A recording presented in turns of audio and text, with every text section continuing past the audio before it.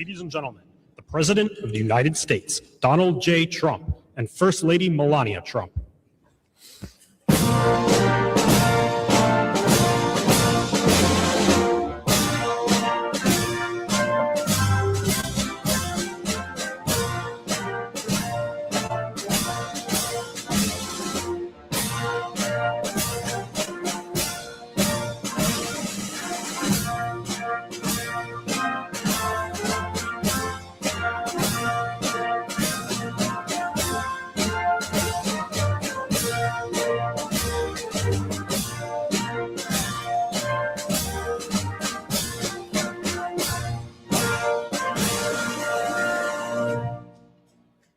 Thank you very much. This is a great honor. It's a great place.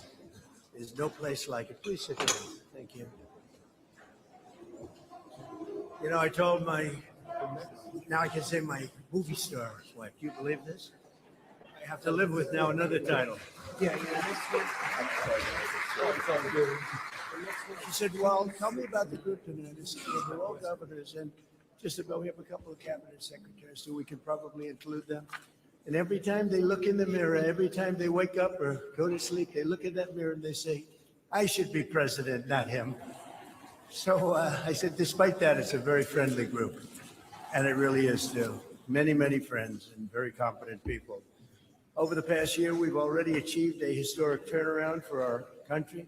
With unprecedented speed, we solved intractable problems. We really have done something. It's been an incredible first year for all of us.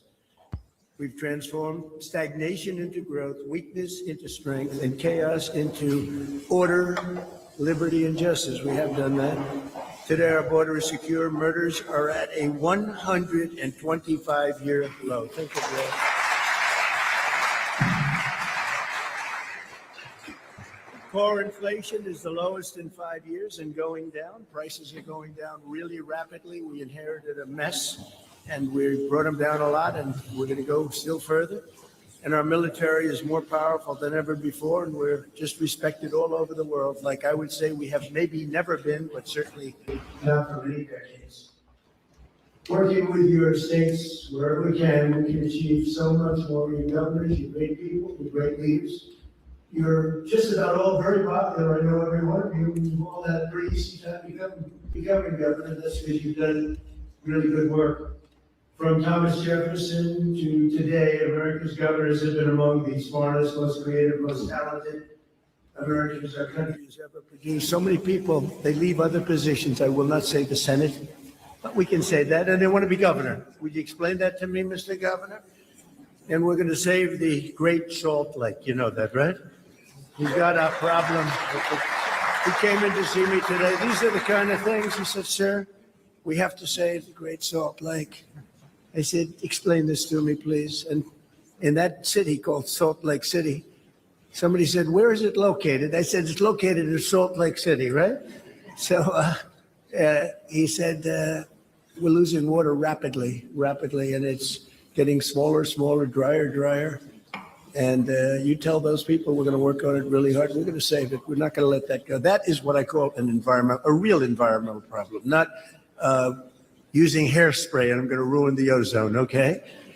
I'm in my apartment in Trump Tower. The building is totally sealed off. And if I use hairspray, they say, sir, you're creating an environmental hazard. That's not the kind of thing we want to talk about. But saving the Great Salt Lake, that's what we're going to be doing, okay? So this was a good trip for you, Governor. And I'll tell you what, because I heard you're the most popular guy there. Now, we put out a statement, and you're in pretty good shape.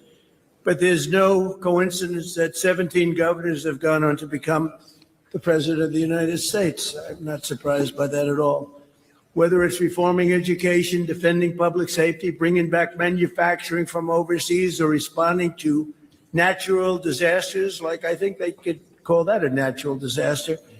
I view each of you as essential partners in our mission to make America great again, and just in time for America 250. This is a big deal. I invite everyone in this room to bring forward ideas and opportunities to better serve our people, and in turn, never hesitate to let us know if there's anything we can do for you. This administration is open and available. I met with Governor Abbott today, and you had a couple of requests, unfortunately. He always says very expensive. You know, it's Texas. And he did tell me I got the greatest vote in the history of Texas by far. That's an honor.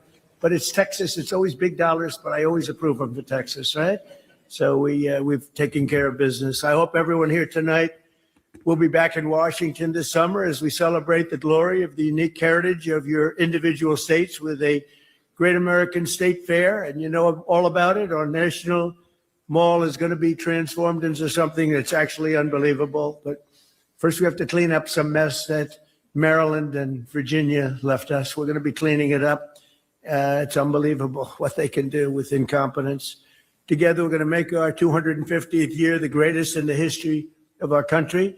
And we have a couple of other events coming up also very shortly thereafter. We have the World Cup and we have the Summer Olympics, and the World Cup has gone out with their tickets and more than double.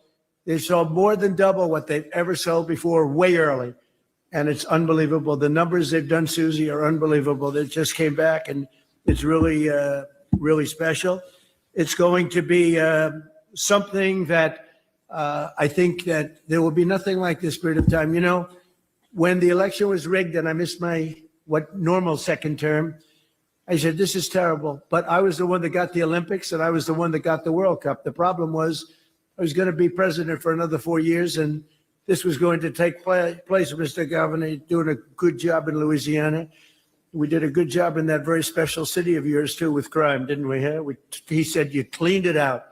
New Orleans, we cleaned it out. You never had, and your Mardi Gras was a big success, right? But we have so many different things that we can be so proud of, and what's going to happen and what has happened when this horrible event took place with the election 2020. And I said, this is terrible. And then I said, you know what? I got to do it again because we did so well in that second election. I said, I got to do it again. And I did it again. And then all of a sudden they're saying, sir, the Olympics are coming up. Sir, the World Cup's coming up. Sir, 250 years is coming up. Now, I took credit for the Olympics. I took credit for the World Cup. And I'm trying to take credit for the 250 years, but I'm not getting away with it. I'm getting hammered. I tried to take credit for 3, but I'll take credit for 2 of the 3. But we're going to have an incredible few years. I mean, we're going to have something special. And, you know, factories are being built all over the country at numbers. I don't know if you saw, but they did job reports just came out, and the numbers of construction jobs is at a record. Well, those jobs are at a record because they're building plants and factories all over the country. The Dow hit 50,000. When I got elected, they said it would be great if he could hit 50,000 and by his 4th year, by the end of his 4th year. And I hit it by the end of my 1st year. And then we hit 7,000 on the S&P, and 7,000 was even more difficult. They said it's probably impossible in 4 years, but 5 or 6 years out, well, we did it in 1 year. And you're all the beneficiaries of it. So I just want to thank you. I want to congratulate you for all of the incredible work you've done. Now, we're with some very special reporters tonight. I often say the fake news, but I will not say that tonight, even though I'm on live television. I will not call you fake news, okay? As the cameras are roaring and they say, that guy always gets. But we have tonight incredible entertainment, as good as you'll ever see anywhere in the world. We have the greatest violinist in the world. And we had an event here about 2 months ago, and she played with Andrea Bocelli right in this room. And she blew the roof off, as they say. She was unbelievable. And when I thought of the governor's dinner, I said, we have to invite her back. So we invited her back. She's here tonight. And of course, we have these genius military musicians who are as good as any musicians in the world. So I said to myself, the press has been relatively fair to me over the last year, meaning they've been bad but not horrible.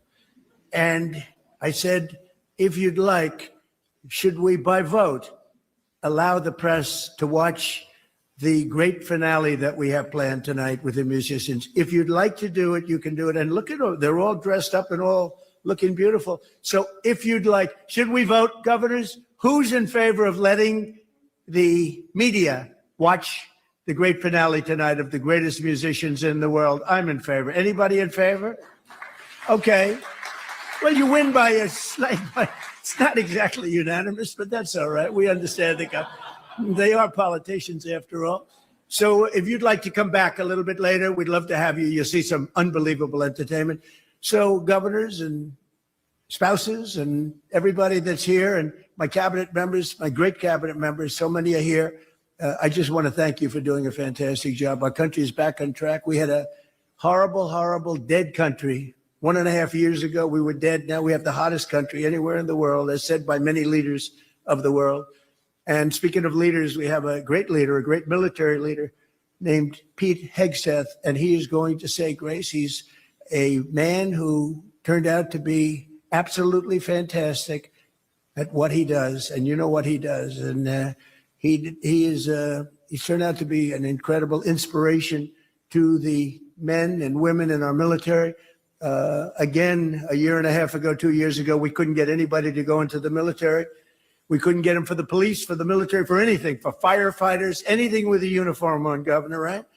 And now we're setting records in even police departments, fire departments, but the Army, Navy, Air Force, Marines, Space Force, Coast Guard, we have waiting lists to get in. In fact, if you'd like to make those great services larger, this is an awfully good time to do it. Let's make them larger if you want. But we've never had anything like it. We went from 1.5 years ago, nobody wanted to join. We could not even come close to our recruitment numbers. And now we're setting records. We have never had anything like it. And all it is spirit and love for our country. It's very simple. So you have done a fantastic job. And Pete, you are doing incredible. And please say grace. Thank you.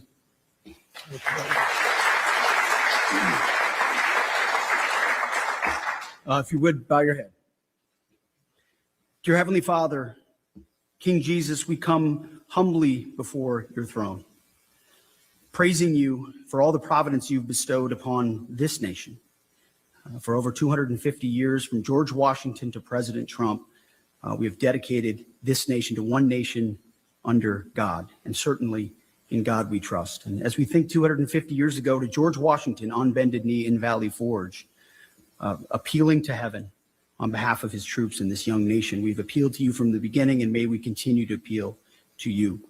And tonight, we pray for our president, President Trump. Give him safety, give him wisdom.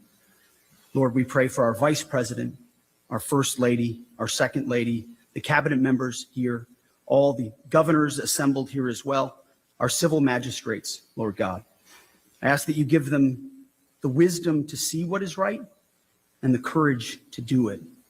Wisdom defined as the fear of the Lord being the source of all knowledge and wisdom. Lord God, your eternal truths, may they rule. So this evening, also, I would be remiss if I did not pray for our great troops, our men and women all around the globe, defending our great nation as they have for 250 years. Lord God, watch over them and protect them. It is in your holy name, the Lord Jesus Christ, the King of Kings and Lord of Lords, that we pray, and we bless this food too. Amen. Thank you, Mr. President. Great job. Thank you very much. I'd like to just ask J.D. Vance. He's doing a fantastic job. J.D., could you come up and say a few words, please? Thank you, J.D.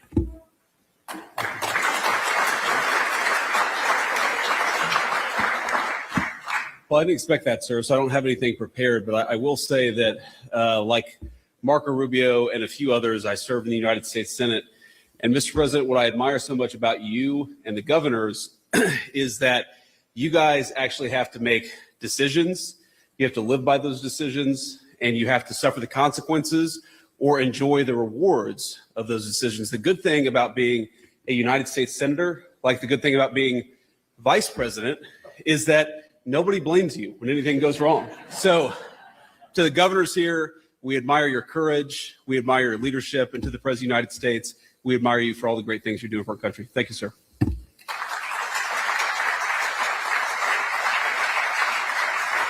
So, and just in closing, I wanted to, you've read a lot. We're building a ballroom for 150 years. They've wanted a great ballroom at here, even a ballroom, not a great one. Just give me a room, because this is a very small room, can hold very small numbers of people.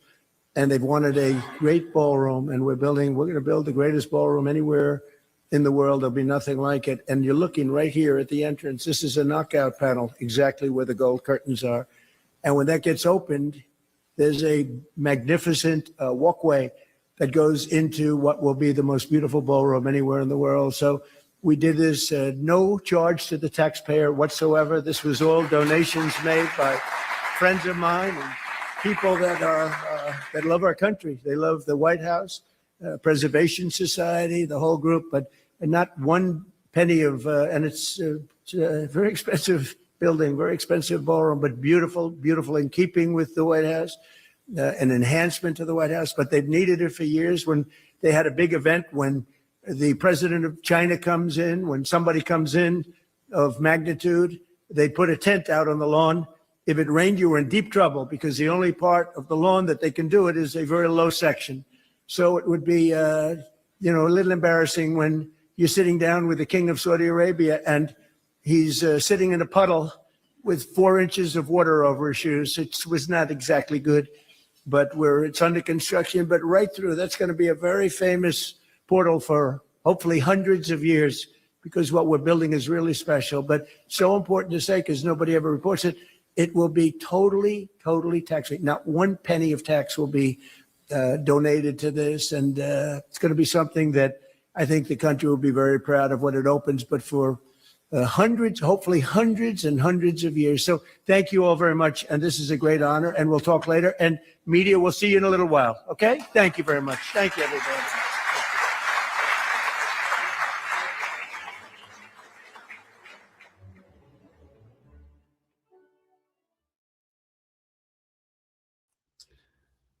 Well, hello, my friends. I hope you're well. I'm going incognito this evening, like I do some Saturdays. I'm just very mellow and chill and relaxed, and looking forward to just sharing some things with you and having a little chat with you.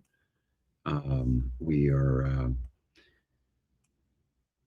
a couple things going on. I want to let you know about, just in terms of the show. It may take us into a Texas spaces for some of the candidates later tonight. But I'm also planning a show on Monday with all the Texas candidates to come on and have a chat. And that will be in place of Monday night's show. If it's not about, if you're obviously not in Texas, I still highly recommend the conversation to listen, because, I have a story of coming from California about 4 years ago, and I was leaving tyranny. We call ourselves medical refugees, because if we stayed, our children, if we wanted to keep them in any kind of school whatsoever, we were being forced to vaccinate. The whole childhood, ridiculous, obnoxious, unscientific, absolutely profitable for the pharmaceutical companies' vaccines. And, but we could have medical marijuana, right? We could, it's supposed to be a very liberal state. You can, the first place you could get married as gay was in San Francisco with Gavin Newsom. So it's very socially liberal and conservative, not, as pockets, but really certainly the government has been overtaken. The legislature has been overtaken by Democrats. And so coming here to Texas, I came here for the medical freedom, which they have, but they're also pushing the vaccines. They're pushing the measles. The mainstream media today was talking about, for the 8th time or the 3rd time in 8 years, that the measles outbreak has gone over 1,000. Meanwhile, I'm sorry, but we need more measles than 1,000. We need like a lot of measles because that is strengthening our children's immune system very safely. Cannot avoid natural illness. We cannot avoid things that build our immune system. So coming to Texas, we were granted the right to have a religious or a medical exemption, and but we couldn't smoke pot, you know, which is kind of ridiculous, in this day and age. So there were elements of Texas that I found to be quite constraining as well. We're supposed to be, cowboy, boots and cowboy hats and, roughnecks and, just the oil industry and the cattle industry and the farmers and these are, real people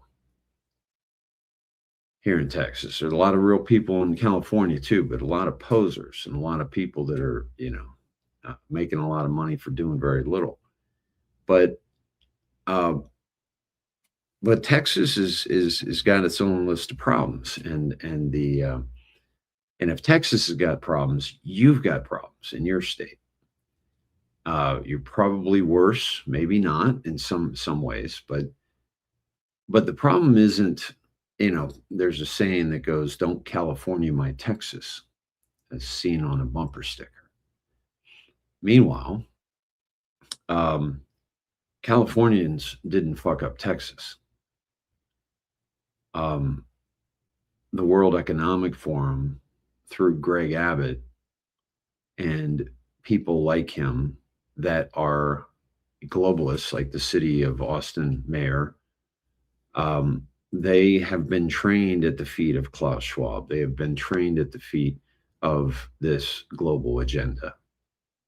And we have been Islamified here in Texas, and it's growing quite rapidly. And so we've got some real important conversations to have about Texas that affects the rest of the world too, and certainly the United States. So I welcome you to that on Monday night. I am, watching things with, I just wanted to share, we lost our championship game this morning. It's very, very disappointing for the girls and me, because we didn't play as well as we have in the past. And had we could have, I believe, easily beaten them. So that was a little frustrating. And, but, the girls, we got a second place trophy, and it was just a lot of great comments about how everyone, certain players did so many great things. And so it really is like coming away from that, focusing on the progress of the growth. And I talk to you about that a lot, and how my perspective is on what's happening in the world. And that is that even though we're going through difficult times and we're having setbacks and we're having what appears to be losses or failures, are really all about, the lesson that we can learn from those moments. And the lessons that we've learned in the moments of our civilization are lessons that we've got to keep with us for a long time. Like, we can never let this happen again. Because what's being unveiled, the innocence that we experience with children, and the beauty and the pets and the flowers and the just the earth as it is quite uplifting to the human spirit. And so you can see how, when they try to break that innocence of the child, of the the environment, of the earth, of the family, when you become awake, you realize that we're not straying and having problems with alcohol and family and drugs and things of that nature because of any other reason, then we are being conditioned in that direction. We are being brainwashed in the direction of control, in the direction of weakness. And so when I see such innocence displayed, such beauty, such just touching moments that uplift my spirit, I understand how important it is for them to try to take that away from us.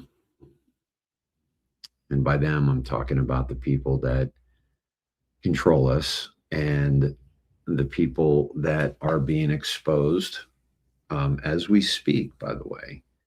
And if there's any question about, oh, sorry, taking off my sweatshirt and I knocked my microphone. So excuse that interruption.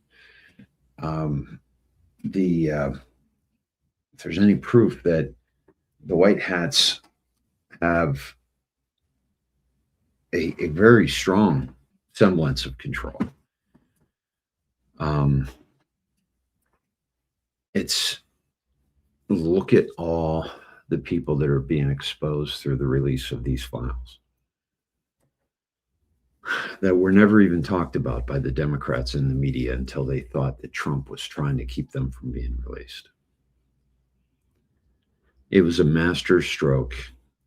And, the things he says, I mentioned that, Somalians are garbage people, and everybody thought how unpresidential he was and criticized him for being racist and all this kind of stuff. And literally, folks, what was it, a week and a half? And the story broke of the Minnesota fraud with Nick Shirley, and 120 million or so people saw this video and saw what was really happening in Minnesota.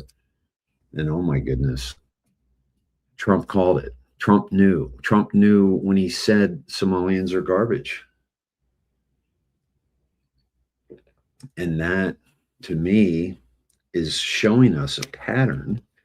The reason why Trump is always 5 steps ahead is because, all right, let's go with the theory that he's a time traveler. I mean, what was up with that thing last night with the dark journalist that I showed you? That, again, folks, I'm incognito tonight. It's a Saturday night. I'm really tired. I'm just wanting to just kind of unhook here with you. And I always love the moments that I do, and I feel that,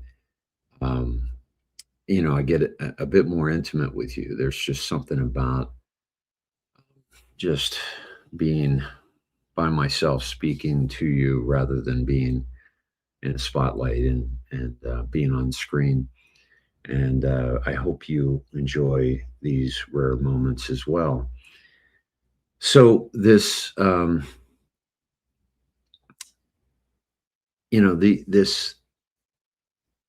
this whole list of people kept talking about the Epstein list,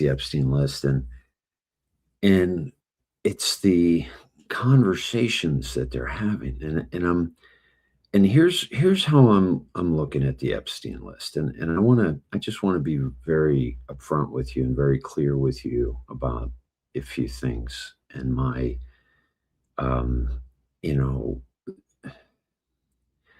you're listening to somebody, as you know, who has been diving into these things for going on 2 decades now. And I've gone into the darkest recesses of the attic. And it's not a pretty place to be. It's not a healthy place to be. And so I am very cautious about what I, tap into with these files, because I know the evil I was speaking out about Epstein 3 years before he was arrested in Palm Beach.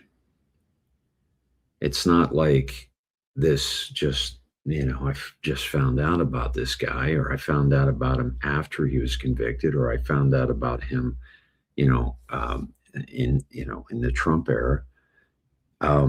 No, this was a long time ago. So I've been aware of this, and I was talking to a friend the other day, and I can't remember the exact conversation, but it was something to the effect of, you know, um, how does it feel being vindicated because you've been talking about this stuff for a long time? And I said, how long have you known about it? And I think the answer was a couple years. And I said, how does it make you feel? And the reply came lost, just tragic, just my heart bleeds for these children and what they experienced at the hands of these monsters. And I said, and that's a pretty dark place, isn't it? And he was like, yeah. And I said, well, imagine being there for 20 years and feeling that feeling that you have now, and not being able to talk to anybody about it. And everybody that you talk to thinks you're out of your fucking mind. So not only do you have that dark feeling of that, but you try to talk to a neighbor or a friend or a coworker about it, and you are now a conspiracy theorist, which is created to discredit us by the CIA and fucking Edward Bernays, Freud. They used our mind against us in so many ways. And this is so very, very important that we understand that, they have they've used 4K, they've used surround sound, they've used 17 speakers in your car stereo, they've used deep voices, sensual voices, very exotic voices on NPR. They whisper like they're really gaining your trust as they give you the news. And I've done this bit before. I've talked about these things before, but what's so important about this now is that the vindication will certainly make things easier, because now we can have conversations, and now we are being viewed as somebody of significant substance rather than somebody who should be terminated off platforms. Somebody that's out of their mind or in their mom's basement doing conspiracy theories and all those images that they created about us that were just simply seeking truth. So the real arrests, the suicides, the resignations, the indictments, the sealed indictments becoming unsealed, those things are going to happen. And they're not going to happen because Q told me. They're not going to happen because of what Trump is telling us. They're not going to happen because Pam Bondi acts tough. They're going to happen because we are now awake. And we will, at the end, accept nothing less than true justice for these victims.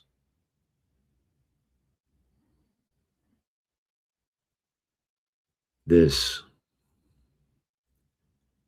is why many of us started doing this.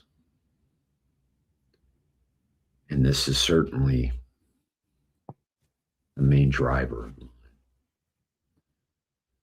because doing what I do at the level that I do it is not for the money. It's not for the fame. It's not for the accolades.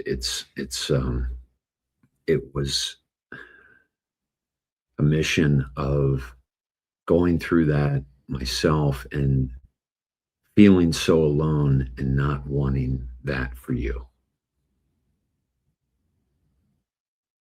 That's it. And,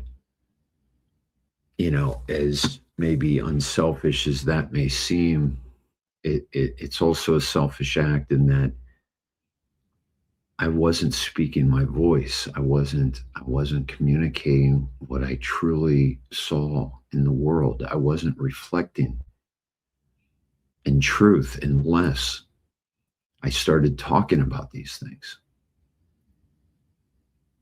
Because there are too many that find out about these things and don't speak up. Oh, it's too hard a subject for some, so many say. Yes, it is. And if it's too hard a subject for people to talk about, imagine how hard a subject for the victim who lived it, the helpless, innocent victim who lived it. It is the worst thing we've done as a civilization on this planet, to sit back and enjoy the game. While our country, our family, our children are destroyed. So in such a way that is unspeakable. And yet we must.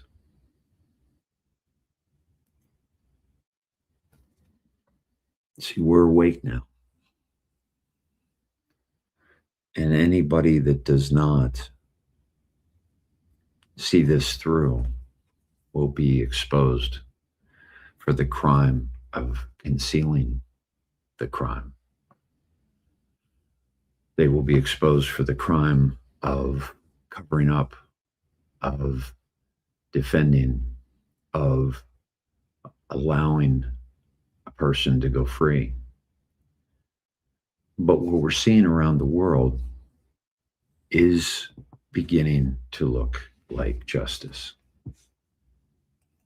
And that justice will come to our doorstep, or we will find it another doorstep, another, doormat. We will get to the bottom of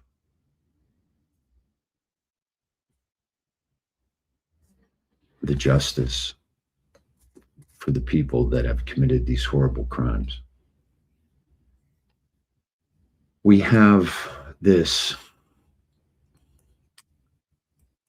ridiculous narrative from the left. And as Q said,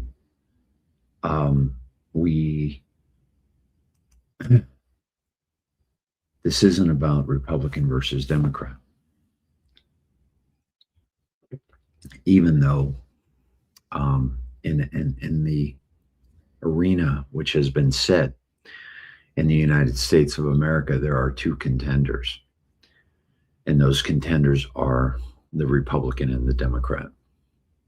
And so in that sense, we've exposed the rhinos, we've exposed the socialists, we've exposed the communists, but we also show our patriotism as America first, whether we're Republican or Democrat.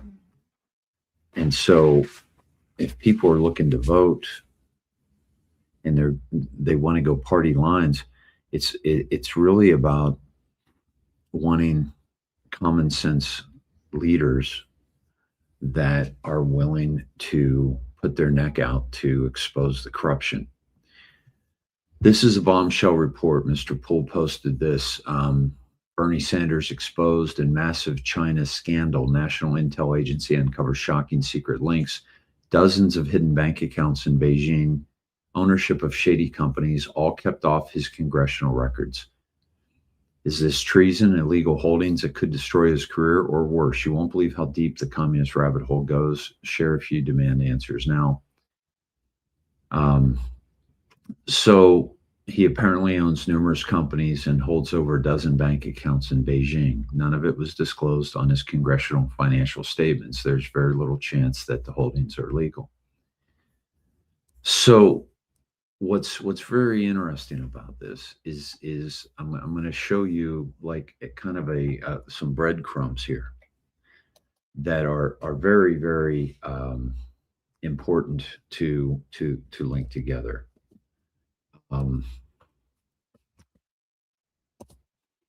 Bear with me here. So Elon Musk, just yesterday, someone reposted. I think I showed it on the show.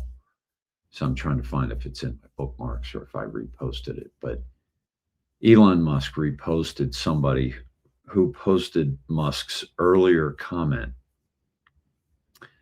about it was Bernie Sanders, and he was speaking about just the basic Democrat, liberal, socialist talking point. And I'm not I'm putting this in a category, if you will, because it's so obvious that this is it's not based in truth, because this guy is a multimillionaire, and he's a multimillionaire going around talking about how millionaires need to be stopped.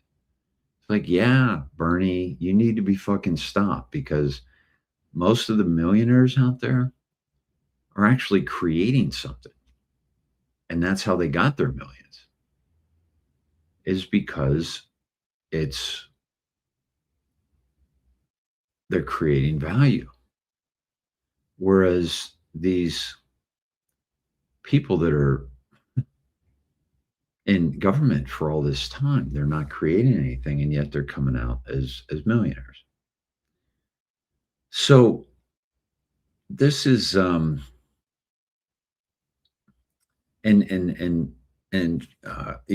had said, and I can't find it right now, but Elon basically said some things. Here we go. Here it is. Found it. Okay. Glad I found it, because I knew I wasn't going to do it justice. Okay. Here we go. Elon Musk always drops bangers when no one is ready. SMX posted. Bernie Sanders had posted November 13th, 2021. We must demand that the extremely wealthy pay their fair share, period. And he's still saying the same shit, right? Meanwhile, he's hiding money in Chinese bank accounts. Elon said, I keep forgetting that you're still alive. I'm going to repost that. That is just that's pure gold. So was this set up? We know Musk is a wizard. He's working with Q and Trump. Was this particular post set up to prop up? Because we know how much, because I think Elon may have reposted that, but got a lot of views, right? And was this propped up before this breaking news about Bernie Sanders? And also, what is it about now that they're finding these accounts like in Beijing and so forth, right? What about the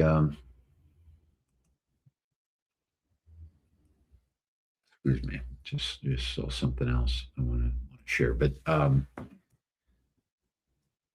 this is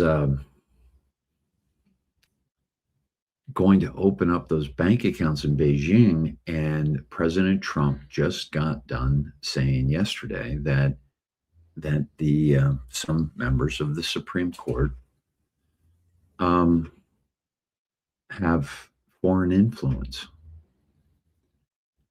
And he was asked point blank, you know, do you have evidence of this? And he said, you'll find out.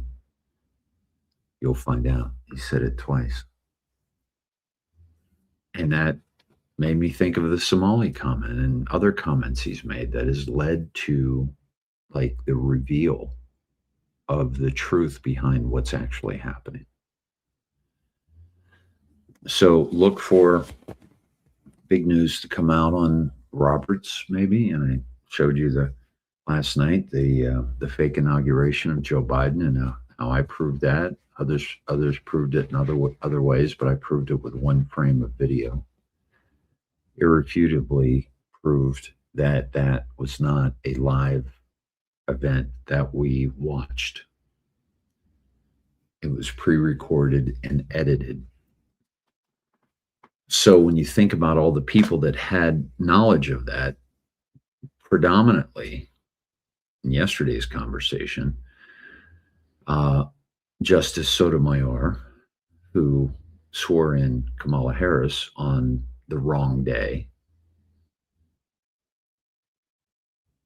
at a different place than the U.S. Capitol, was quite possible. And Justice Roberts, who swore in Joe Biden, they would have had to have knowledge that that was not shot on that day. So they have been, in my opinion, they have capitulated. They had to capitulate based on what Trump already told them that he knew about them. And I believe this is how he got the world to capitulate to him, is because the whole idea of honeypots with Diddy and with Nexium and with Epstein and with Jean-Luc Brunel and with the fashion industry and with the movie industry and the music industry.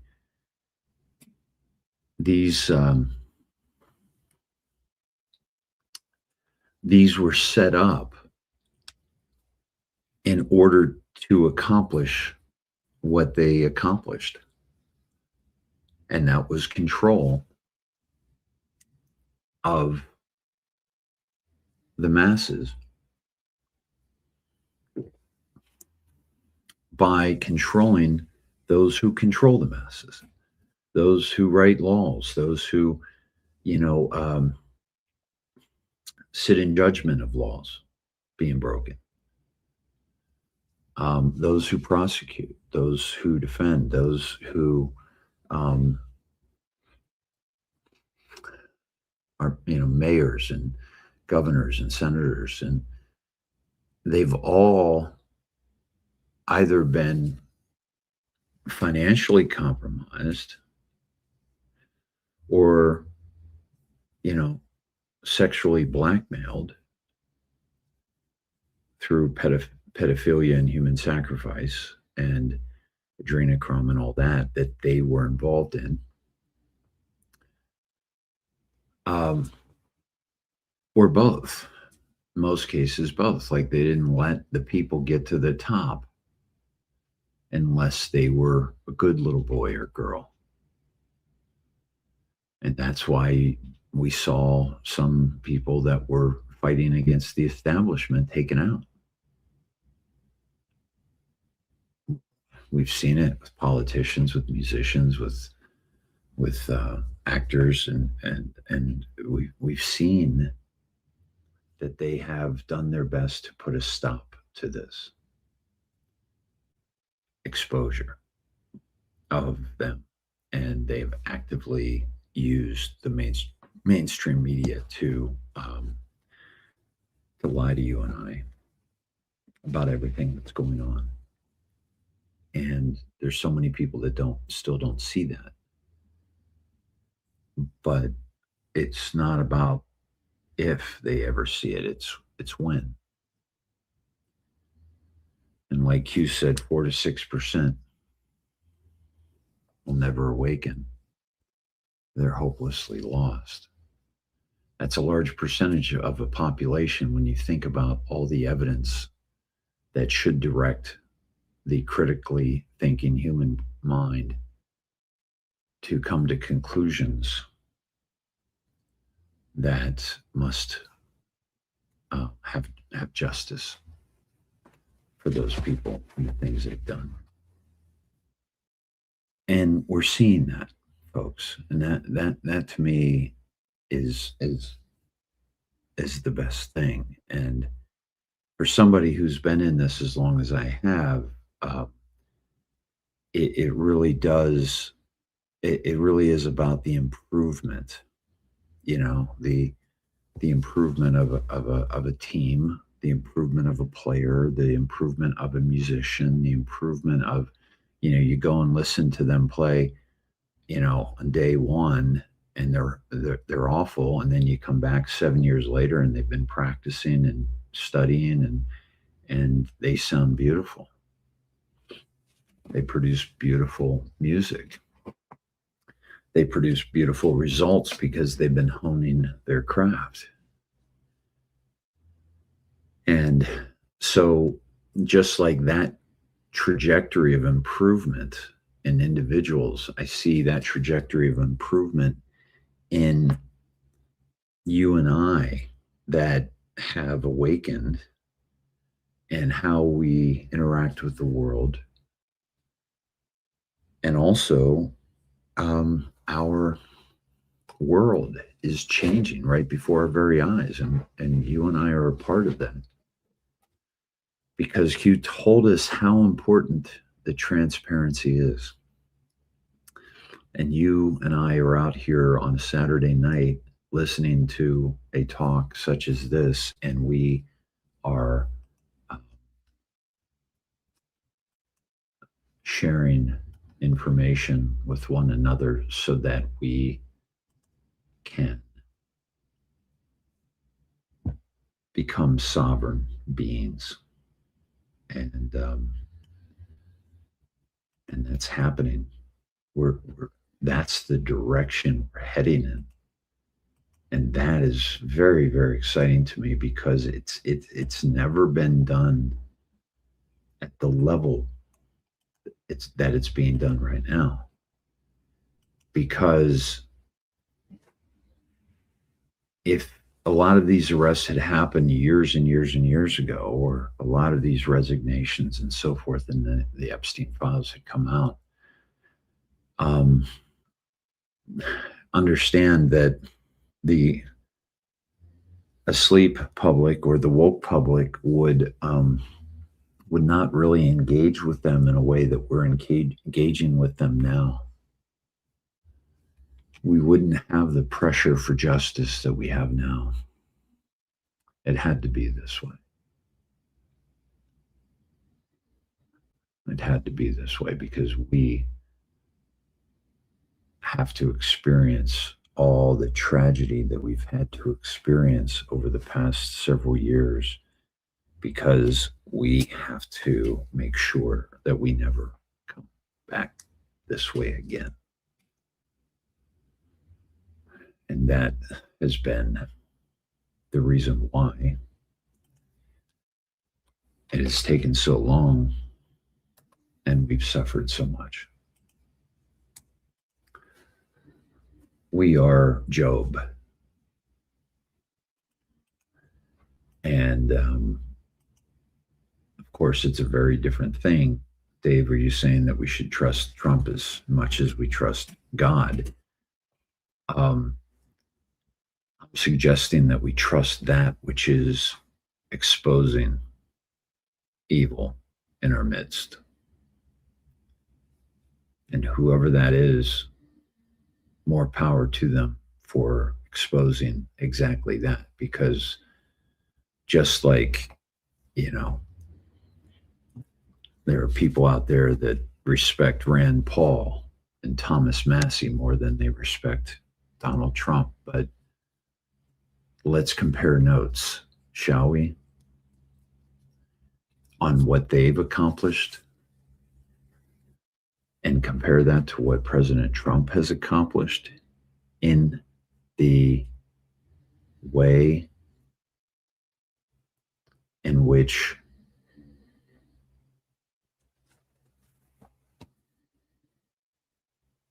we just, interact with the world. And so that's what's feeling really, really good to me. And that all this evil is being exposed. But for me to continue to go down the Epstein rabbit hole too deeply is vexatious to my spirit. And so while I will dig and I will pick out some really key things that have been exposed, it's important for us to not go too deep into that. We know it exists, and we know we're going to make sure that we have justice. So, and I know what goes on at these places and these ceremonies and these parties, and I don't have to convince myself further that they are happening. I just want to know what they're happening, who they're happening with. I want to know the people involved that have done the real damage, the real human carnage. And I just want justice for them. And here's the thing about the everyone, wants everybody revealed, obviously, but what you're going to find is that,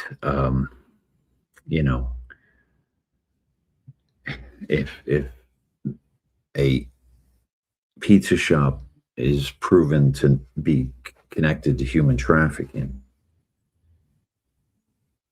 and pedophilia,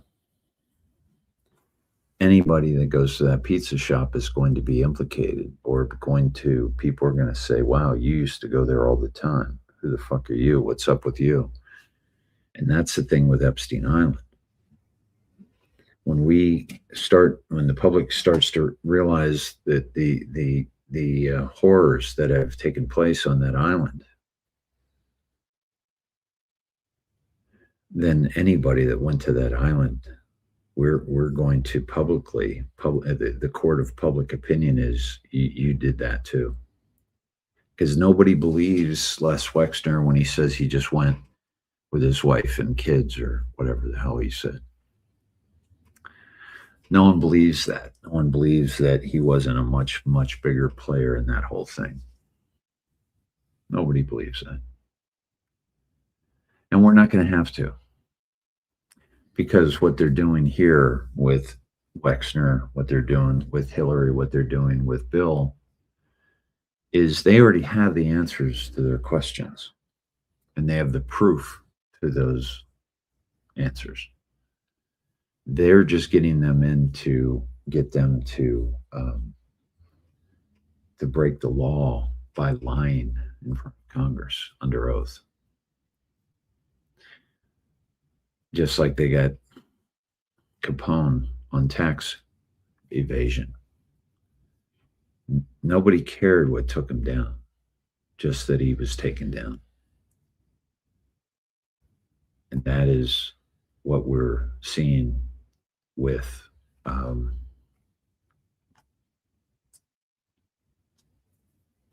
all of these people that are being exposed. So this, my friends, is going to happen simply because we're going to make sure that it does. And we are not going to rest until we do. Now, are we at war yet? Let's shift gears.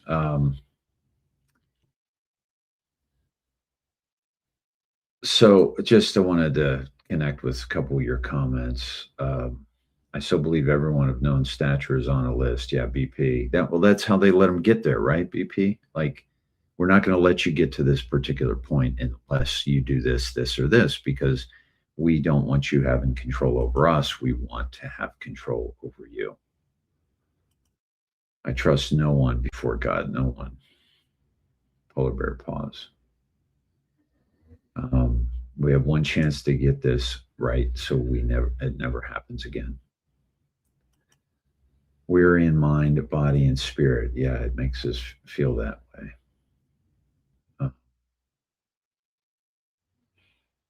Yeah. We're in an info war. Truth is inconvenient. Job indeed. Whip and spur. I can feel the change, trying to keep my peace. Ennis Land, always enjoy your soothing voice, Dave. I'm trying not to view the tapes, especially those with children. It's one thing to be aware, but a whole different impact to see it. Can't ever unsee. And by the way, folks, if you ever talk to anybody who saw Frazzle Drip, they're changed forever. Okay? It's okay to know what's on it. It's okay to understand the depravity. It's not okay to put our psyche through all of that. Goody Two Shoes. Hi, everybody. Been lurking. Dave's voice is so relaxing. Thank you. And I thought that too, guys. Like I thought, well, what about just a chill Saturday night where you're kicking back, doing your thing? I'll let you know if I have anything to show to you. But sometimes I just want to talk to you. And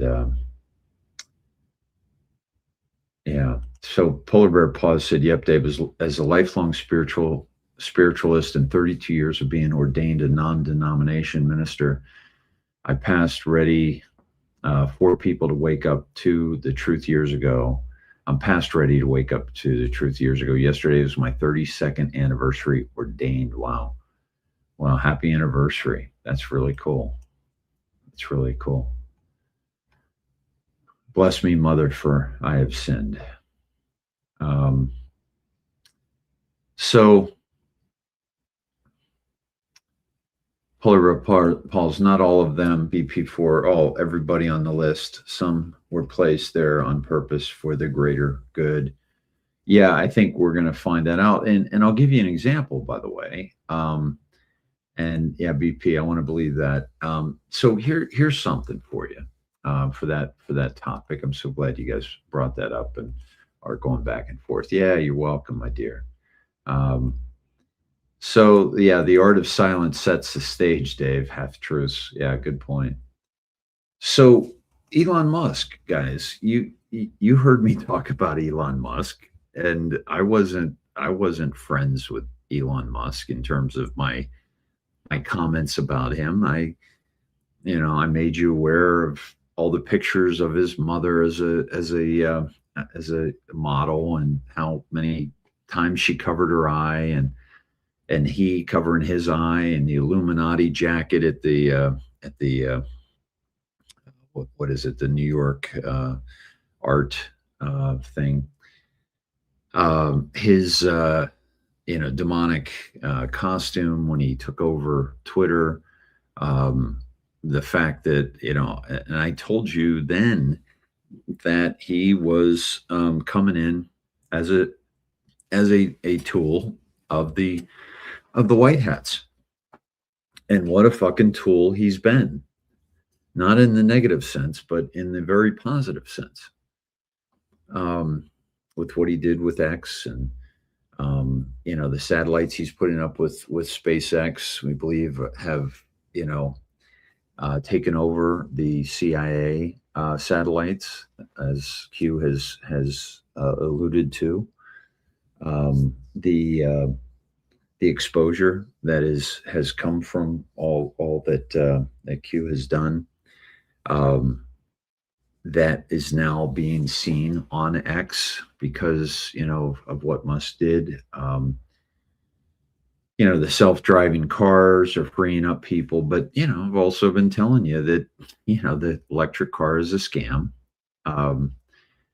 It's ridiculous. It's not possible for the masses. We don't have the grid. We don't have, and we're just burning more coal. because wind and sun are not viable. And those are real environmental hazards. And so it's not a solution. So he's lying to us about a solution. He's lying to us about going to Mars. He's lying to us about, leaving the planet. He's pierced the firmament, by the way. I showed you that. But that's the extent of it.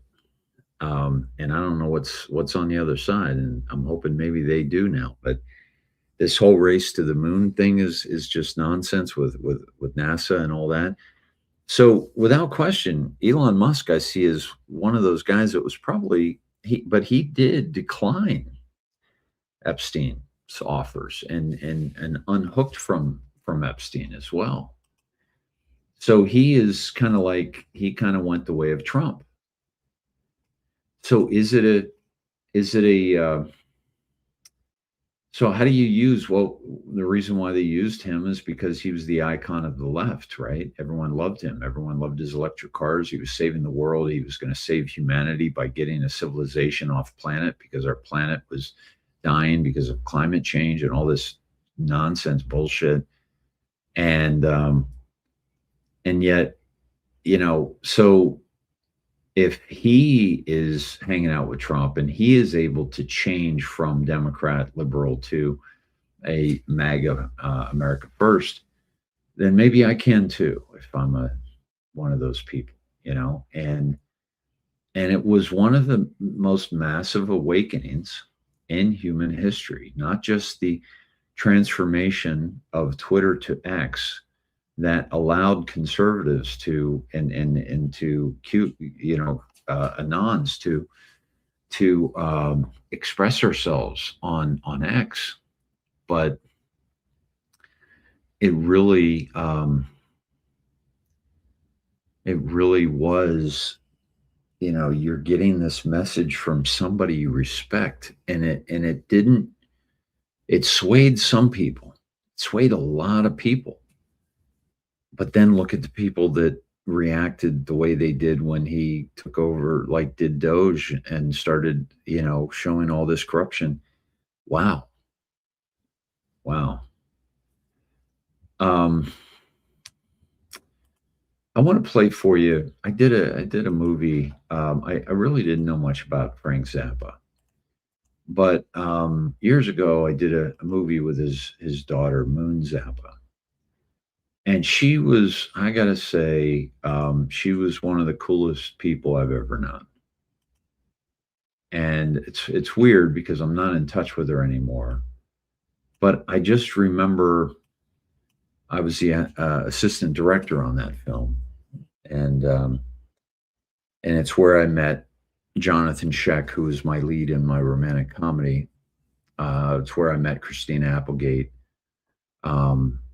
And I met Molly Ringwald. She was in that movie.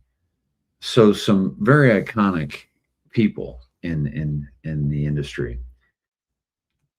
But let me play Frank Zappa for you. And I really don't know much about Frank, but I started learning a little bit more about him after I met Moon, and pretty interesting cat.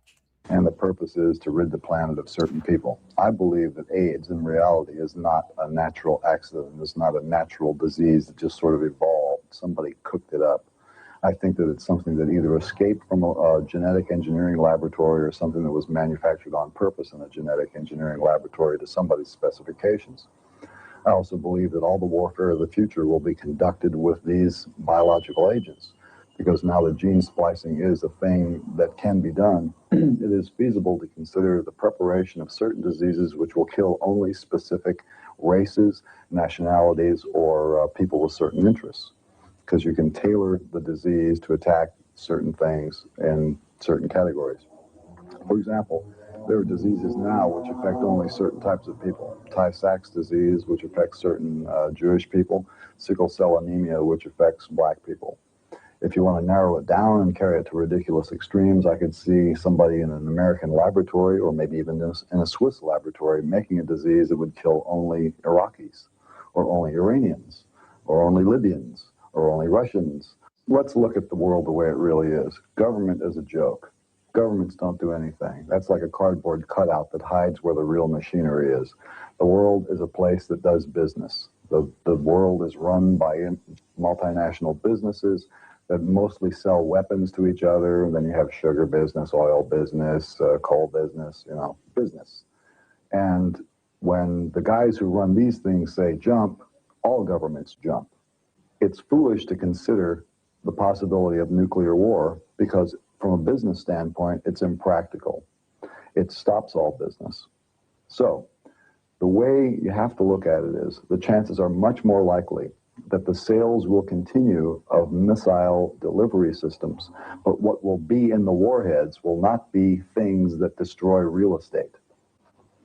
It's much more practical to think of missiles going someplace and putting out chemicals or microbes that enable the one party to subjugate the other party by controlling its labor force while leaving the buildings intact.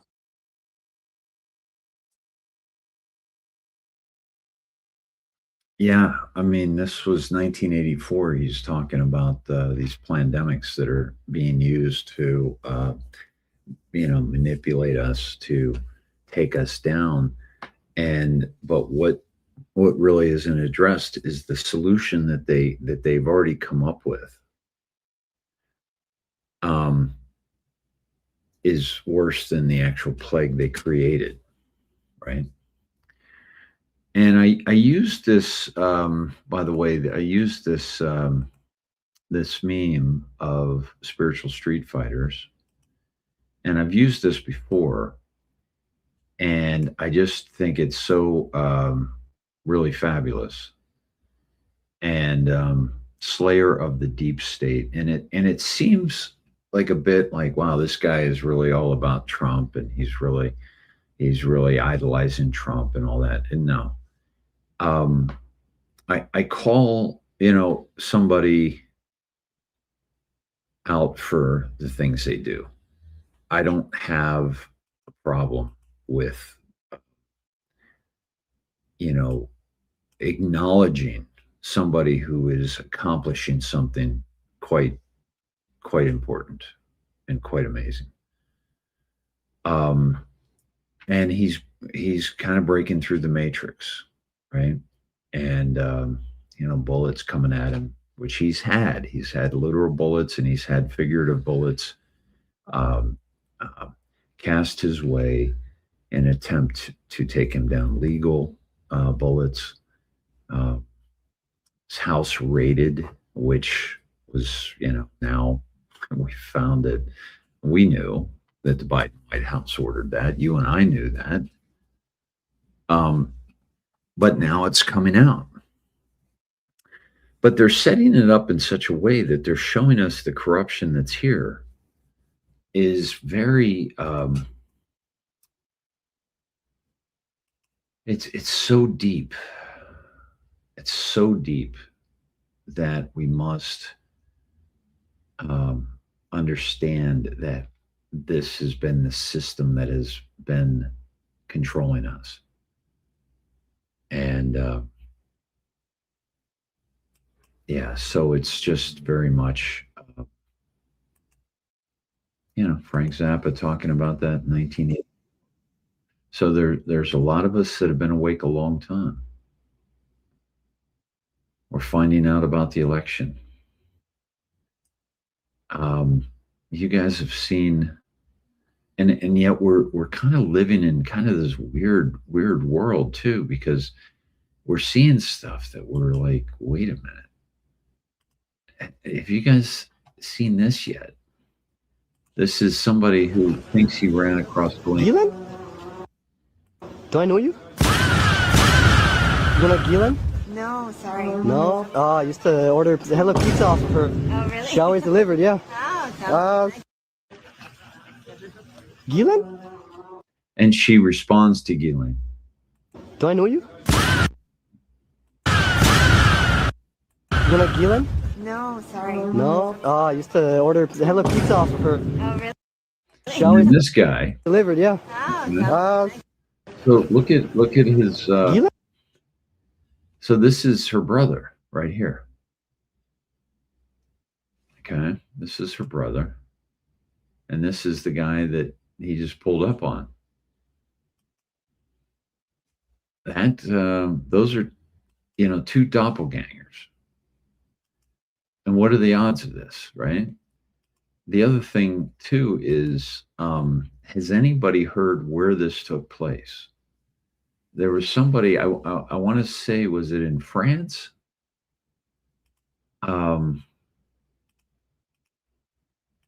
But it's almost like we're living in this like weird world, and we're trying to like, what the hell's going on? And it's literally, my friends, it's like the Matrix is breaking. Let me play a little bit of this. This is Sean TV, I think is what this is called, and I've shown him a couple times. Sometimes he can be a bit on the well, it's buried in the latest declassified Epstein files from the DOJ vaults, evidence that Israel masterminded Princess Diana's 1997 assassination to protect their elite blackmail web. Diana wasn't just a threat, she was a ticking bomb. She was set to go public. And by the way, after this, I'm gonna get into the war, what seems to be the inevitability of war, and I have some very interesting thoughts on that you'll enjoy. Opposing Israel's crimes against humanity, the exact same move that cost Charlie Kirk his life more than 2 decades later. But she dug deeper. Documents confirm she amassed proof of global elite child exploitation rings, with smoking gun intelligence on the British royals' involvement. She had the dirt on their bloodline horrors, predators shielded by crowns, titles, and Mossad operations. So they erased her, staged a crash in Paris, with blinding flashes and sabotage breaks. Pure ritual slaughter. A veiled execution under an occult bridge, warning off any who challenged the empire. No drunk driver, no tragic mishap. This was a cold-blooded ritual execution, staged under that occult bridge to send a message to anybody who dared threaten the bloodline empire. And when you hear the raw, gut-wrenching truth, straight from her closest confidant, Christine Fitzgerald, you will finally understand why they had to move against her so fast and so brutally. Before we dive in, subscribe to the channel if you haven't already, and join the People's Voice Locals community to join our incredible community, support the channel, and gain access to exclusive and uncensored content. The British monarchy is reeling from its most shocking humiliation in modern history. Former Prince Andrew was arrested on his 66th birthday, which was exactly 666 days after a blood-soaked white horse escaped the royals and gallops through London. In the world of occult symbolism, where 666 is the mark of the beast, and white horses carry apocalyptic weight, the alignment is too precise to dismiss. The elite have long favoured occult-linked dates for their darkest rituals. Symbolism is their signature. Enter Annie McCon, ex-MI5 whistleblower, who blew the lid off Princess Diana's 1997 accident. In her book Spies, Lies and Whistleblowers and Public Statements, McCon revealed that Diana was assassinated by intelligence services on behalf of Israel and the global cabal, via a blinding white strobe light flashed in the Paris tunnel to disorient the driver. Why did they take her out? Because Diana, one of the world's most loved public figures, was preparing to expose Israel's crimes against humanity. Sound familiar? Diana wasn't just a loose end. She was a wildfire they couldn't let spread. The rest of it, and I have to say, my personal opinion, I think, yes, they did intend to at least seriously injure or kill her. And it's not just about the fact that, was she pregnant, wasn't she? We'll never know because they embalmed her against all French law so quickly. And all the other speculative things you see in the press. It's also the fact that it was reported that she was being a great success in the landmine campaign that she was running. Yes. But also she was about to go into campaigning on the behalf of the Palestinians. Now, you can imagine someone of Princess Diana's profile doing that. They would not have tolerated it. They could not have dealt with that. So I think that's why she was taken out. The Paris crash, under that infamous bridge on August the 31st, a date loaded with numerological weight, screams ritual sacrifice. Just as there was no footage of Epstein's death, The CCTV in Diana's tunnel just so happened to be switched off at the exact moment of the crash. It was a blood ritual witnessed by the entire world, and royal insiders have long known the truth. As Prince Andrew's ex-girlfriend, Lady Victoria Harvey, explains, Mossad have been blackmailing and controlling the royal family for generations. I want this guy to stay alive. But who is because what is everyone the dying motive? in this case? What is the motive of the person who, in your view, falsified this photograph? Oh, well, they were taking down the royal family, weren't they? Well, who were? Maybe Israel. Who knows? Israel? Goodness me, come on. What do you mean, who knows? I mean, you're putting forward all these photographs. You've got no... This is real. No, it's not. This is all false. Okay, all right. This Well, maybe go table back to is bed. full- You're Why would Israel be 70-something, right? taking down the British royal family? Tell me that. Well, you tell us. You're the one who say raised that, it. This but- is You a raised fact. it. You raised it that Israel is Calm behind... down, old man. Look, What just tell me to chill. calm down. So You're the person... this- who Why would said- Israel be why trying would Israel to want concoct a be able picture to shame the royal I family? don't know But because you just they're- said it. I'm not talking about those agencies right now. I made that clear. What I have, You just said it was but Israel. without talking about that, this is we hard want facts. to talk about that. What is the genesis of your conspiracy Tom, theory? just stop. This isn't a conspiracy. Who is behind Jeffrey Epstein? Like, who is that? We don't know exactly who that is. Who put Jeffrey up to this? Who told him to set Prince Andrew up? Now, the Epstein files have blown the lid off the cover-up. The Epstein-Maxwell network wasn't just a sex trafficking operation. It was a thread running straight into the heart of an occult elite that has operated in the shadows for centuries. The connections go far deeper and darker than most people realize. Ghislaine Maxwell wasn't some latecomer to this world. As the daughter of Robert Maxwell, a confirmed Mossad asset and media mogul, she was steeped in it from childhood. One chilling detail comes from Epstein survivor Maria Farmer. Maria Farmer was a young artist working at Epstein's property in 1996 when she says Epstein and his partner, Ghislaine Maxwell, raped her. She says she first went to the NYPD and then to the FBI, but no one took any action at all. The Bureau sat on her claims for a decade. Farmer recounted to Whitney Webb how Ghislaine boasted about bullying and tormenting Princess Diana as a young woman. Farmer described Maxwell laughing about it, saying, "Look, there, we made her cry. Isn't that funny? We hated Diana." Then there's the monarchy itself. Former Prince Andrew's abuses are horrific, but they pale in comparison to those of his older brother, King Charles. Epstein victims accused Charles of performing occult rituals and slaughtering boys on Epstein's island. Then there are the litany of credible allegations from private boys' schools in the UK against Charles and his closest friends. Is this why Andrew has been chosen as the fall guy? A distraction to shield something much darker. According to Princess Diana's best friend, Christine Fitzgerald, that's exactly what's happening. We're hearing from her soon. She says Diana was shocked and appalled by the paedophilia within the royal family. And Andrew was far from the worst offender. Consider Jimmy Savile, the BBC star, knighted sir, an intimate friend of the royal family. Princess Diana was repulsed by him and couldn't understand why he had free run of the royal estates and was close enough to Prince Charles to serve as an unofficial advisor. He even wrote a PR etiquette guide for the royals with advice for the Queen herself. Let that sink in.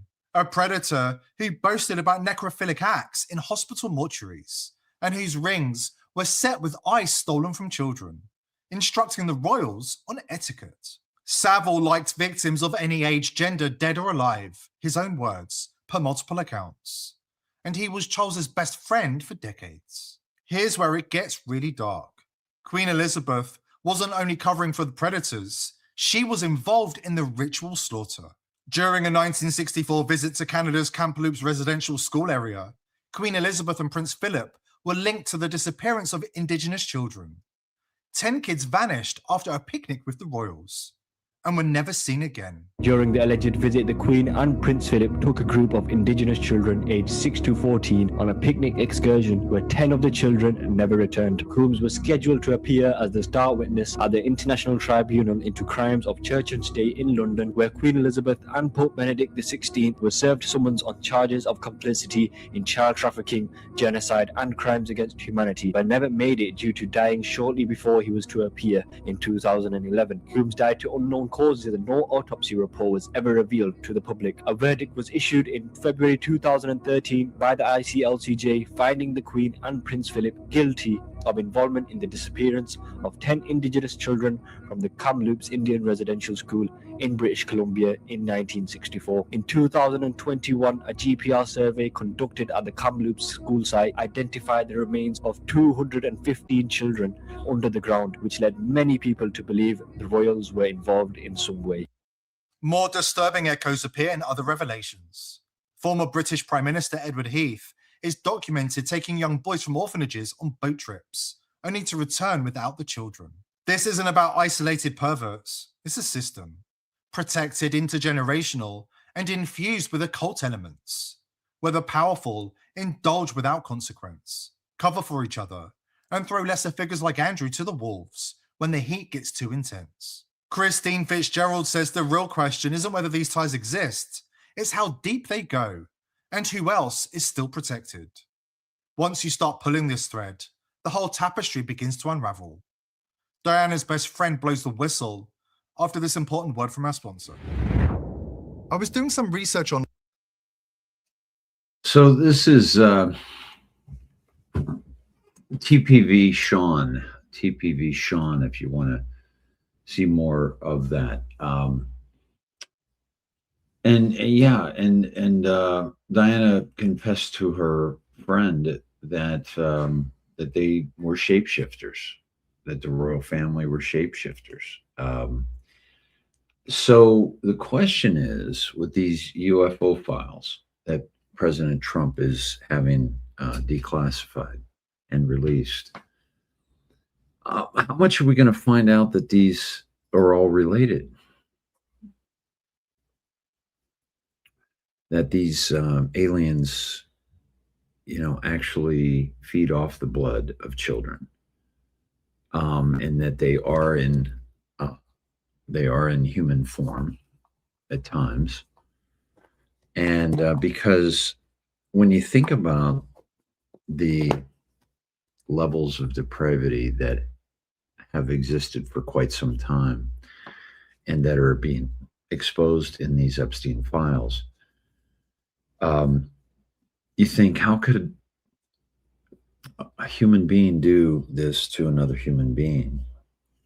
And I've explained the cremation of care and how they strip the compassion away from the person, so that they can do these types of things. But who's doing this? Who came up with it? And where did it come from? And have civilizations seen this before? See, I think that I was listening to an AI chat that I want to share with you before we talk about Iran, and I want to share with you the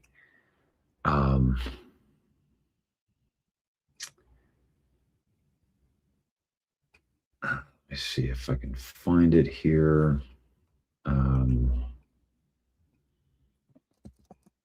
Here we go. Let me see. Here it is. It's Sam Altman. Now, what's crazy about this, right? And this is Sam Altman, who is the head of ChatGPT, right? Is that his mother, actually believes, his family and many people think that Sam Altman had this guy killed. And this is the guy who's doing the woke AI, ChatGPT. But listen to what he has to say about this. Sci-fi telling us that AI is eventually going to kill us all. And since you know more about AI than arguably anybody in this room, I just want to ask you, what does keep you up at night? What are the things that you worry about when it comes to AI? And how do we prevent those things that you worry about from coming true? I think there's three sort of scary categories. There's a bad guy gets super intelligence first and misuses it before the rest of the world has a powerful enough version to defend. So an adversary of the US says, I'm going to use this superintelligence to design a bioweapon to take down the United States power grid, to, break into the financial system and take everyone's money. Category 2 is the sort of broadly called loss of control incidents, where that's kind of like the sci-fi movie. The AI is like, oh, I don't actually want you to turn me off. I'm afraid I can't do that, whatever. And I think that is less of a concern to me than the first category, but a very grave concern if it came to pass. There's a lot of work we and other companies do on model alignment to prevent that from happening. But as these systems become so powerful, that's a real concern. And then there's the third one, which I think those first two are sort of easy to think about and imagine. The third one is, to me, more difficult to imagine, but quite scary. And I'll explain what it is, and then I'll give a short-term and a long-term example. This is the category where the models kind of accidentally take over the world. They never wake up. They never do the sci-fi thing. They never open the pod bay doors. But they just become so ingrained in society, and they're so much smarter than we are. And we can't really understand what they're doing, but we do kind of have to rely on them. And even without a drop of malevolence from anyone, society can just veer in a sort of strange direction. Decades of sci-fi telling us that AI is eventually going to kill us all. And since you know more about AI than arguably anybody in this room. So this is the guy, Sam Altman, who is, he's really high up there, and he has concerns. And I just got to thinking, like, how many times has our civilization, we're realizing more and more that we've been lied to about how buildings were built, how the pyramids were built, what the pyramids were for. Egypt is saying they're coming out with some major information that's going to change the world. And I think part of that is what's beneath the pyramids. And those are, they did some scanning, and I shared this with you, where they showed all these rods that go way below the pyramids, these massive rods that would totally destroy, the narrative that these were built as tombs for pharaohs by slaves, with rolling these huge, multi-ton rocks up, these sand hills with logs. No. These things were built with frequency. These stones were lifted with frequency. And there's more information coming out too about using frequency for our health. And that can be very, very much. Hold on, I'm going to share that video, my timeline of Sean TPV, in case you guys want to watch that. So this is, and we also, Pakistan has attacked Afghanistan. I wanted to share with you before we got into Iran. And it's, Pakistan has launched airstrikes on multiple locations inside Afghanistan. Let me take you to the story. And with jets still flying and additional strikes being reported moments ago, Pakistan says the operation is targeting Tehrik-i-Taliban Pakistan, Al-Qaeda, and Islamic State militants as air operations remain ongoing. So we'll see what happens with that. So let's see if President Trump has posted. He's been fairly quiet today, considering some of his things. But he did share most recently that he's working with the fantastic governor of Louisiana, Jeff Landry. We are going to send a great hospital boat to Greenland to take care of the many people who are sick and not being taken care of there. It's on the way, President DJT. Now, one of you mentioned in the chat, and I saw this, and I'm going to see if I can find it. But it's the, President Trump sent that ship to New York in California when during COVID, right? The USS Comfort and I forget the name of the other one, but we believed at the time that those boats were rescuing children, and that what they were doing in Central Park was rescuing children from the tunnels that they found. And I believe a lot of that to be true, because they were finding, they were taking diapers into these places and things. And, certainly you're going to have diapers in places that are, ravaged by a hurricane or what have you, because, young families that are displaced, they need diapers for their children and so forth. But this wasn't what COVID was. You could still go to the store and buy diapers or have them delivered by Amazon. So him sending these ships, it's kind of told us, it sent us a separate message. And at the time, I was obviously very aware of how they were sending elderly back into nursing homes, even if they were COVID positive. And I was telling you at the time that part of the reason for these boats was to show that these hospitals weren't overloaded with COVID cases. And this was a whole scam.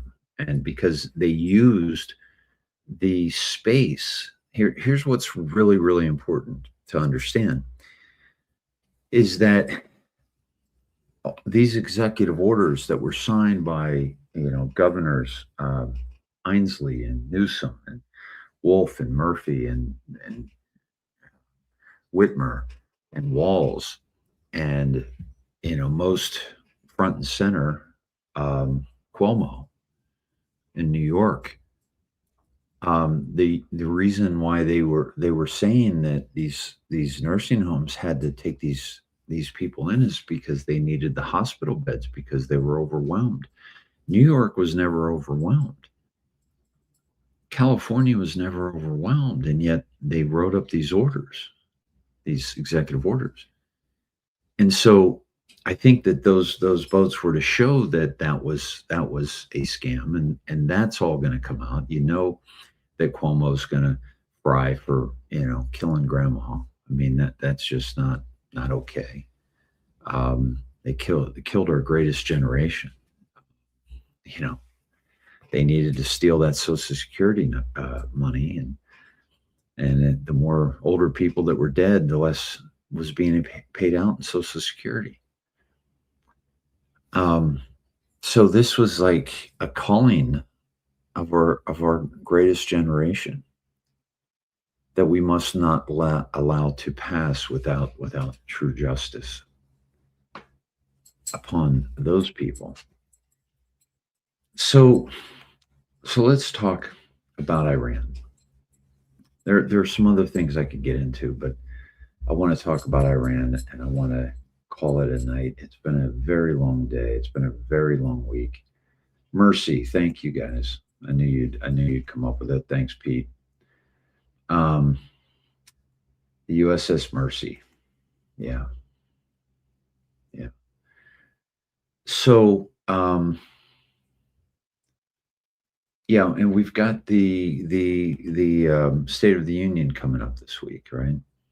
The Quiet Before the Storm at the State of the Union. That ought to be very interesting. And yet may just be the same old, but still a step in the right direction. So Iran,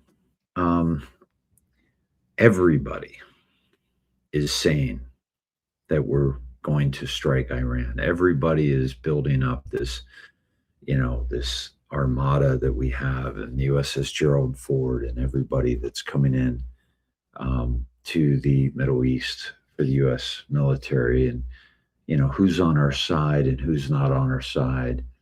Bin Salman told, I guess, the Ayatollah or the leader, one of the cabinet of Iran, that they would not allow U.S. to use their soil to launch attacks. And this is a big deal, right? It's like if you got neighbors and you've got somebody who wants to launch an attack on you, that neighbor that always pisses you off with the garbage cans, might just allow them to launch, from his porch, and that's going to be much more effective in taking you down. But it also tells you who in the neighborhood you can trust. And it also tells you who in the neighborhood you're going to move forward with. And also makes you question who in the neighborhood might have ulterior motives for allowing or not allowing strikes to happen from them. But all of this buildup, to me, is very normal. We've seen it in all the wars. In all the wars where, Iraq's got nuclear capability, or they can create, dirty bombs, weapons of mass destruction, right? So that's why we went into Iraq. Afghanistan was in response to 9/11. We got to find them in the caves. We got to find, Osama bin Laden in the caves. And Vietnam was, we faked an attack on our USS Maddox in the Gulf of Tonkin to get us into that war. World War II, the Pearl Harbor, World War I, the Lusitania. All these changed public opinion and allowed us to go into war that now, as I talk to military veterans and others that are in the know or were deceived by the government that called them to action, realized that we were lied to, and that as a result of those lies, many, many, many, many people died unnecessarily. And so if I'm Trump and I'm a student of Sun Tzu, which I believe him to be, Sun Tzu, and I'm paraphrasing, said that the best war is a war not fought. And I hope that that's what we're looking at. Ted Cruz just came out today and said that he has talked with them, with the administration in Iran, and he's given them the what President Trump needs from them so that we do not attack. And he said on Fox News, we told Ayatollah Khomeini that they must leave the country and hand over power immediately, or they will be removed from power by force. Very simple. Very simple. This is what we need from you, or you will face our wrath. It is a threat. It is a threat of war. And how long do you threaten war before you actually have to go to war? Well, if you're waiting on an aircraft carrier, if you're waiting, you're giving them one last chance to, acquiesce. And so it's always best, right, to threaten the war, threaten the war, threaten the war, and hopefully never have to fight the war, because the threats alone should stand. Now, a threat from Joe Biden would never be taken seriously. Okay. A threat from Obama, who was dismantling our military and firing our best generals, was not going to happen. But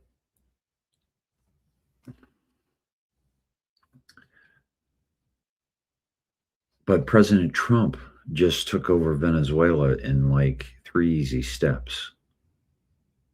Okay. He is basically, getting all the countries to do what he wants them to do from threat of tariff. Okay.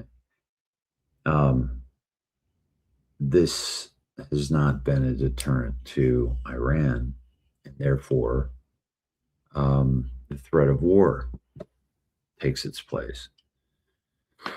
So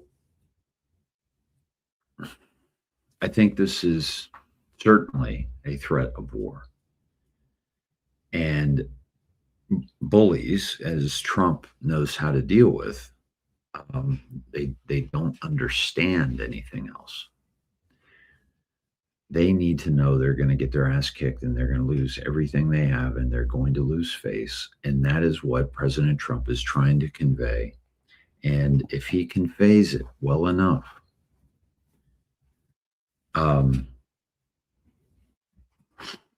he can truly stop war from happening. And even praise the Iranian regime for saving their people, saving countless lives. And they can come out looking pretty good. And he's probably, here's the thing. When you trap an animal, he says, do you come in the front door? Or how do you trap an animal? And you gotta corner it. But you also, if you don't want to get in a fight with the animal, you got to leave it out. You leave the door open and you corner it, and then you move it towards the door and you give them an out. And I believe that's what President Trump is doing with the Iranian regime. And I believe that the longer the threat goes on, quite possibly the less the threat is taken as serious. But there may even be a show of action that shows seriousness, and that could be, by the way,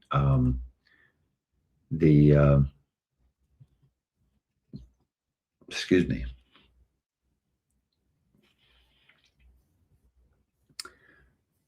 Taking out their communication skills, right? Or taking out somewhere where they felt like they were safe. And that is, might scare them into getting away from this bravado. I showed you burning the U.S. They were burning the U.S. flag in the parliament the other day. I showed you that yesterday. So, they're showing a good game and they're playing a good game. But remember how Trump dealt with North Korea. Now, they were CIA and he knew that, but on the world stage, nobody knew that. And so for him to say to Kim Jong-un that he has a bigger button, that was a wake-up call. And he treated a bully like you treat a bully. You don't back down from them. And that's what's happening, I believe. An Iranian F-4 Phantom 2 fighter jet crashed, fell from the sky in a recent incident on February 19th during a nighttime routine training mission. Maybe that was taken down by us, by a weapon that is not to be explained and not to be taken lightly. But I hope that for the sake of our military personnel and for the sake of innocent people in Iran and innocent people in other countries that might be affected, I hope that this threat is something that is enough. Because that would be wonderful. And we'd be able to give Iran back their country. We would, you know, that would be amazing. So that's my thought on Iran. I do want to wrap it up. I've been on almost 2 hours, and I do believe, I don't think we're going to send our children in there. I don't believe that we're going to need to do that, unless it's, you know, certainly the SEALs that are, you know, next level. These amazing soldiers, that could definitely be the case, but they're very efficient at what they do.